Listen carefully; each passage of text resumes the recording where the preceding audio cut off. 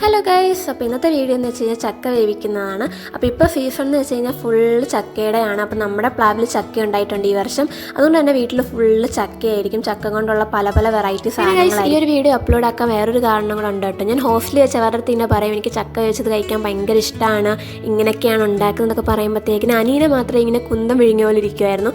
അപ്പോഴൊക്കെ ഞങ്ങൾ വിചാരിച്ചിട്ട് എന്ത് പറ്റിയെന്ന്. പിന്നെയാണ് അവളിങ്ങനെ പറയുന്നത് അവളിങ്ങനെ ചക്ക വേവിച്ചത് കണ്ടിട്ടില്ല, ടേസ്റ്റ് ചെയ്തിട്ടില്ല, അതിനെ പറ്റിയൊന്നും കേട്ടിട്ടില്ല എന്നൊക്കെ. അപ്പോൾ അങ്ങനെയുള്ള കുറച്ച് പേർക്കുള്ള ഒരു വീഡിയോ ആട്ടോ, എങ്ങനെയാണെന്ന് ഉണ്ടാക്കുന്നത്, അതിൻ്റെ ടേസ്റ്റ് എങ്ങനെയായിരിക്കും എന്നൊക്കെ കാണാൻ വേണ്ടിയിട്ടാട്ടോ. കാരണം ചക്ക വെച്ച് നമുക്ക് കുറേ കാര്യങ്ങൾ ചെയ്യാം.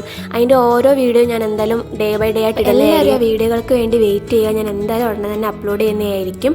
അപ്പോൾ ഗൈസ്, നമ്മൾ ഈ ഒരു ചക്ക വേവിക്കുന്നത് ഉണ്ടാക്കുന്നത് കുക്കറിലാട്ടോ. കാരണം പണ്ടൊക്കെ നമ്മൾ ചെമ്പിലും അല്ലെങ്കിൽ ചരുവത്തിലൊക്കെയാണ് ഉണ്ടാക്കിയിട്ടുള്ളത്. പിന്നെ ഞാൻ ഹോസ്റ്റലിൽ നിന്ന് വന്ന പാടാൻ എനിക്ക് ചക്ക വേവിച്ചത് വേണമെന്ന് ഞാൻ അമ്മയുടെ നിർബന്ധം പിടിച്ചിട്ടുണ്ടായിരുന്നു. അപ്പോൾ പെട്ടെന്ന് ഉണ്ടാക്കാൻ വേണ്ടിയിട്ട് അമ്മ ഇപ്പോൾ കുക്കറാട്ടോ ഉപയോഗിക്കുന്നത്. അപ്പോൾ കുക്കറിൽ ഉണ്ടാക്കുമ്പോൾ നമ്മൾ ശ്രദ്ധിക്കണമെന്ന് വെച്ച് കഴിഞ്ഞാൽ വെള്ളത്തിൻ്റെ അളവ് കൂടാൻ പാടില്ല. കൂടിക്കഴിഞ്ഞാൽ ആ ചക്ക വേവിച്ചതിൻ്റെ ടേസ്റ്റ് ഫുള്ളേ പോകും. അത് ശ്രദ്ധിച്ചാൽ മാത്രം മതി. ബാക്കിയെല്ലാം നമ്മൾ കപ്പ എങ്ങനെയാണോ വേവിക്കുന്നത് അതേ സെയിം സാധനം തന്നെയാണ്. അപ്പോൾ ഞാൻ ഓരോ സാധനങ്ങളും എടുത്തു പറയുന്നില്ല, കാരണം ഞാൻ വീടില്ലാത്ത എല്ലാം ഞാൻ ക്ലിയർ ആയിട്ട് കാണിക്കുന്നുണ്ട്.